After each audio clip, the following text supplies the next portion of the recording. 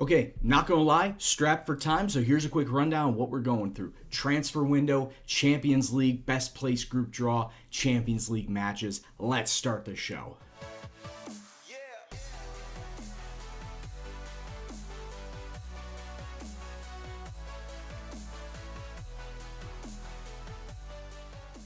Yes, what's up, peoples? It's Gendo here, and welcome back to the Basque Boys. As always, if you are still enjoying the series, please go and drop it a like. Now, today, before we get into anything else, we need to do the Champions League best place draw, because that'll determine, obviously, who our opponent is before the group stage. Now, we are seeded. Somehow, we are one of the seeded teams, which means we are able to draw against one of the 5 unseededs, that being Milan, Sporting, Panathinaikos, Victoria Pilsen, and RB Leipzig. Now, honestly, out of those, I would rather take Panathinaikos or Victoria Pilsen, but we shall see what actually goes on. Okay, we don't get Victoria Pilsen, we don't get Milan, we get Sporting. Sporting out of Portugal, and honestly, that is probably one of the worst draws we could get because Sporting, one of the better teams in that side. Outside of Milan, Sporting was probably the best out of that. So that's going to be a tough little draw. But before we get into those matches, transfer time. And there were a lot of free transfers out, but none bigger than Gorka Iraizaz, who I call Gorka in between the sticks.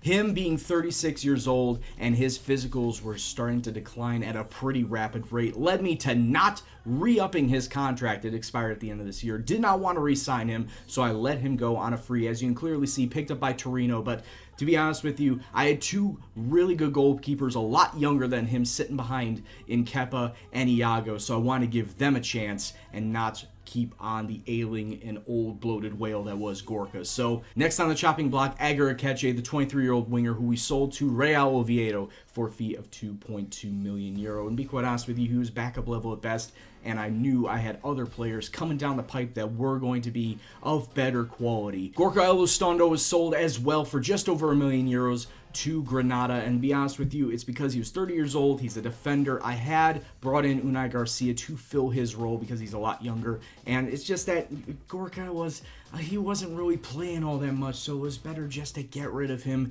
and build and develop with the youth prospects. So better to just let him go and bring up somebody that can develop better than him. Speaking of bringing in players who could possibly develop better than Gorka, we brought in David Garcia from Osasuna for a fee of €1.2 million. The 23-year-old center back looks pretty solid. He's 6'1", so his heading and his jumping reach pretty damn solid. His defensive attributes, 13 marking, 14 tackling, 12 positioning. They can only get better than that. Yeah, maybe a couple more years of development, but hey, they can always go up physically and mentally, looking pretty solid there. Just like with Unai Garcia, no relation, I feel like we got a couple of decent young center backs who could develop and grow in the future. Helping out the midfield for the here and now is Alvaro Peña, who we brought in on a free from Racing Club de Santander. The 25-year-old, he can play in the center, he can also play in the attacking center role. If I do decide to move up to a 4-2-3-1, he could play those positions pretty well, but overall, fairly solid. Very technically gifted as well. 14 dribbling, 15 first touch, 15 passing, 15 technique, and all I needed was to see his vision and realize that he was one of the better midfielders that I will have on this team. And finally, we broke the bank for this guy. Yes, it's Mikel Merino coming in from Dortmund for a fee of €25 million. We're paying 10 of it now and 15 over the next 4 years, but to be quite honest with you, how could you not pass up on this guy just from the stats that you saw last year? He's only 21. He's only going to get better. So yes, I may have overpaid for him, but to be honest with you, the value on return is through the roof with this guy. He's going to get nothing but better as long as he's not injury prone. Other than that, he is a force to be reckoned with in the middle of the park. But we want to talk about crazy ass transfers. Look no further than this page. Marco Verratti going from PSG to Real Madrid for €98 million. Good God, that's a ton of money. And I don't know where they can come up with something like that. But on the turnaround, then they picked up Saul from Atletico for $80 million. So once again, stupid money being thrown around by the stupid money teams in this game. Daniel Pereira going from Porto to Real Madrid. And Antoine Griezmann going from Atletico to Man City for €37.5 million. Did not think that he would have left Spain, but hey, if the money is at calling, then you might as well go to it. All right, now we got ourselves our very first match here in this Champions League Best Place Playoff. We're going to be the home team, and Sporting coming out in a 4-4-2 with 2 defensive mids. They're looking to try and take this home and try and score all the goals there, so we need to be careful with them with that. We're staying with our 4-3-3 at the flat middle, and this is what our lineup's going to be like for today. Kepa is going to be our goalkeeper. Lucue, Achete, Laporte, and Balenciaga along the back line. We got Arasso, San Jose, and Iturraspe as our midfielders. Out on the wings, Munain, Susaeta, and sitting up top, John Bautista. As you can see, there's a bunch of red down here, a lot of suspensions, a lot of injuries. No Marino, no Pena, no Benyat. Big losses for those 3. So we're just going to have to see what we can do with what we got and hopefully score a ton of goals so that we can then fly over to Portugal and do the business there in the second leg. So let's go kick off and see what happens. Also, we do have ourselves a match with Valencia at the very start of the league after this, so we'll go over the highlights of that match once this is over. But alright, we got ourselves a decent start. Susaeta off of the crossbar, and Munain cannot pick up the rebound. It would have been a lovely start for us. And now 20 minutes on, it still is quite a lovely start for us. 8 shots, 69% possession, but so far, that 1 shot on target. We need to take our chances in the box. We have been absolutely dominating Sporting on and off the ball. We just cannot get it into a position that we can score goals.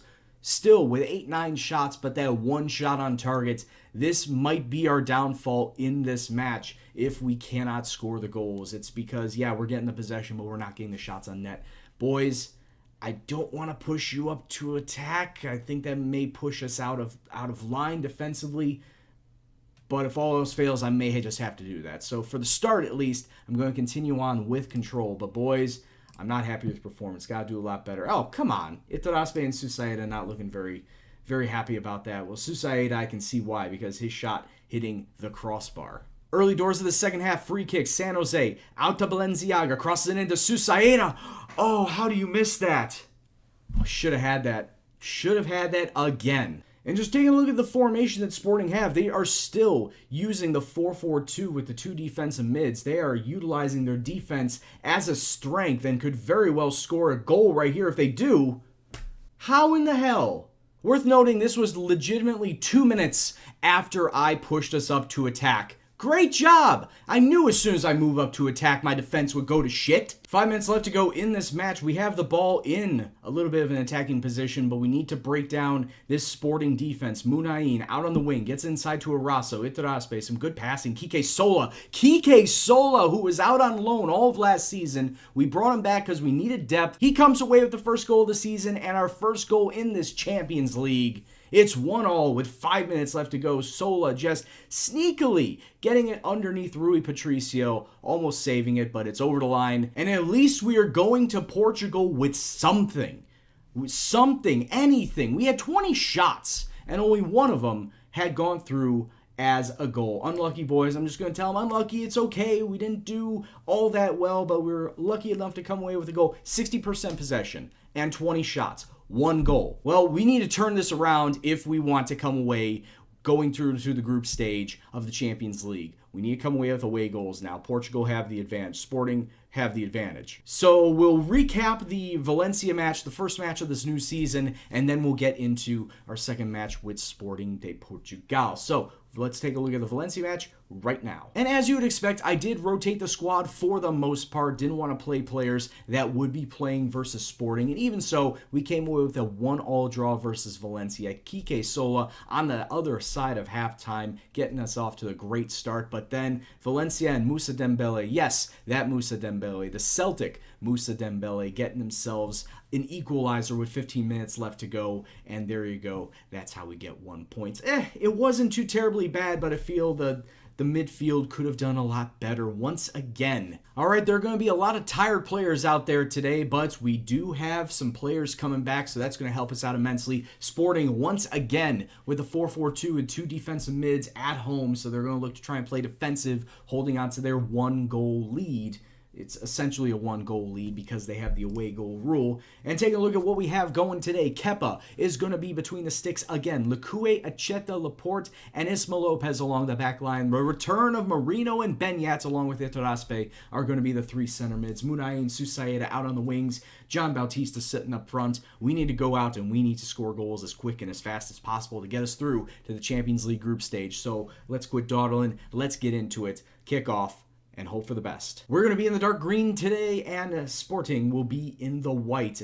The board, just a little reminder, the board expect us to make it through to the Champions League group stage. So if we don't, then I wonder what the board expectation will be for us in the Europa League. Maybe quarterfinals, semifinals once again. They do expect us with this squad that we have to be very, very good. And so far, yes, we have been very, very good, but nothing has been shown for it. But here we come, coming forward.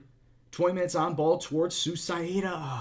37 minutes on now, the ball coming forward for Sporting Club de Portugal. And they're doing very well with their passing. Our defense, however, is looking pretty stalwart. But I feel like they're just going to pass us off the park. They're going to get themselves some great passing lanes like they're doing right there. But it's a good save from Kepa in the end. However, we could turn around on them right before the end of the first half. Some decent passing movement getting into their attacking zone. Susaeta to Bautista. Bautista running through, trying to get past defenders. Iturraspe, Susaeta. Once again, some great passing. Oh, yeah, Batista right there. Lekue to Batista. Takes a shot. It's off Patricio's hand and into the back of the net. John Bautista has given us the lead. We have ourselves an away goal, which means that Sporting need to score 2 if they want to come away with a win. And this is some great passing movement. This is the passing that we have seen since the start of the second half of last season, allowing us some great chances to get the ball in front of net and take the shots like this that you just saw right there that create goals. And that's exactly what we want to see. Coming into halftime now, it's now 2-1 on aggregates. I'm not going to be saying anything else, just saying that there's some room for improvement, but you guys are doing well out there. You got a goal. You got yourselves into the driver's seat. Let's see these next 45 minutes out. And actually, I just noticed with that yellow card that popped up, the referee for today, Mark Clattenburg. I'm surprised he's not handing out those yellow cards like candy right about now. But so far, this second half has been largely unimpressive. We have had a majority of the possession this half.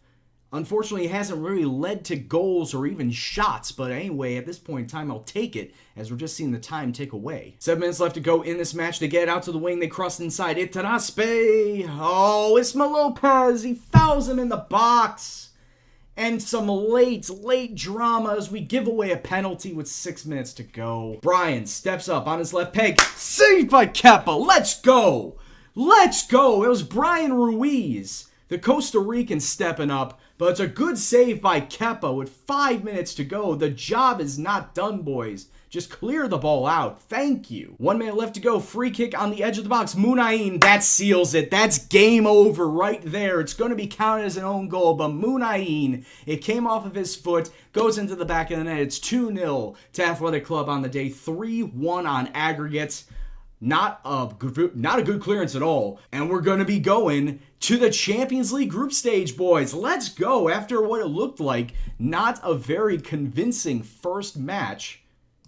A very well played second match, to be quite honest with you. Yes, it also got off to a slow start, but we got there in the end. It's all about slow and steady. Slow and steady wins the race, as you clearly see here today. That was intense. That's especially with the penalty kick. I'm going to be talking about that penalty kick for a while now. Kepa showing at 22 years old that he can get the job done as a goalkeeper for a long time coming. Hopefully, for a long time coming with us. Hey guys, I think we should get ourselves a Champions League draw, group draw before this episode is over. What do you say? We'll be right back to that in just a second. And also bringing in more money this year, we got 12.7 million euros going into the group stage. In fact, let me show you what the finances are looking like coming into this season. We have 128 million euros in the bank from finishing place last year, from the Champions League win and the subsequent advancement to the group stage, and also TV rights. TV rights were 72 million euros. We get half of that now and then the other half subsequently throughout the rest of the season. But yeah, 38 million lump sum because of the TV rights right away. That helps our bank balance immensely. And now we're finally at the draw and just taking a look at the various seeds and whatnot. We are a third seed, which is not good for us because we're going to be taking on at least one big club. It's unfortunate, but it is what it is. So let's draw everybody first and second seeds and see what groups we would like to be in. And right now, as I can clearly see right now, I don't want to be in Group B. Real Madrid, Dortmund, no, don't want none of that. I would love to probably be in F. Shakhtar Napoli doesn't seem too terribly bad. I am very happy I'm not going to be in Atletico Juve or PSG Barcelona. That's good. Bayern Tottenham, probably wouldn't want to be in that. I would honestly say if I wanted to choose a group, I would probably take Group F, Shakhtar and Napoli, just looking at that right now. No. Okay, we don't get Group F, we get Group E, Benfica and Manchester United. Those are going to be some tough runs. And then taking a look at who is left, let's just draw the first 4. Out of the remaining, we got Anderlecht, Celtic, Red Bull Salzburg, and PAOK PAOK. PAOK or Red Bull Salzburg, I'll take either one of those. Red Bull Salzburg, alright, so there is our group. We are Group E, and taking on Benfica, Manchester United, and Red Bull Salzburg. That's going to be a little tough. I want to say third place is definitely possible and going back into the Europa League, but if we play our cards right, we could very well luck ourselves into second place. That's not out of the question, but I feel like third place is probably more realistic getting back into the Europa League.